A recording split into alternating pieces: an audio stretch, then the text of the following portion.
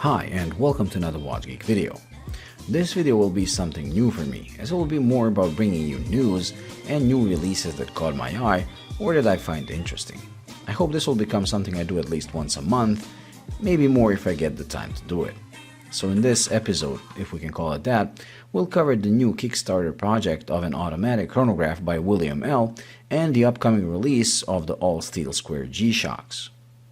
William L. is a watch company that started as a Kickstarter project that turned out to be pretty successful with their vintage-inspired watches that were classically sized.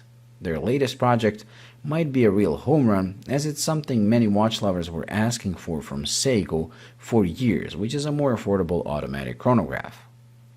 Usually, when making a mechanical chronograph, brands will go down one of two paths. One is an ETA-made Valjoux 7750 for more expensive watches, and the other is a Chinese-made Seagull for more affordable mechanical chronographs. William L. took a third, and to me a lot more interesting path. They went to Seiko for their NE88 movement. Now that move is brilliant if you ask me, as Seiko makes and always has made excellent chronograph movements, starting with the 6139, which was one of the first automatic chronographs, to the movement 7016, which was the slimmest automatic column wheel flyback chronograph with a vertical clutch for decades, until it was dethroned by the biggest name in the business, Patek Philippe. The great thing about Seiko is that they always make only column wheel chronographs with vertical clutches. They never use lateral clutch or cam actuation. To watch people, these two, the column wheel and the vertical clutch, are considered the defining factors that make a perfect chronograph, and the NE88 that's beating inside the William L has both. It also beats at 28,800 beats per hour and has 45 hours of power reserve. But the movement is not the whole story. The watch actually looks great, especially the Panda version, and for people like me, it's not overly big at a diameter of 41 millimeters. I would still like if it was 39 to 40, but 41 is still okay. The other thing I love, is that you can ask for a no-date version, which was exactly the thing I disliked the moment I saw photos of one, so I would personally opt for a Panda no-date.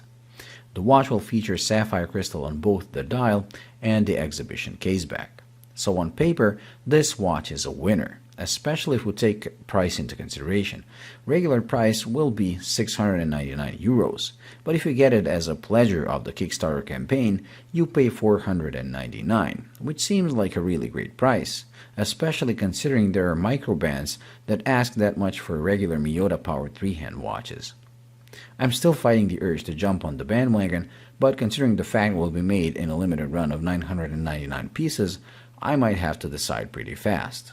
The second release is also something watch people have wanted for some time, and it's the all-steel square G-Shock.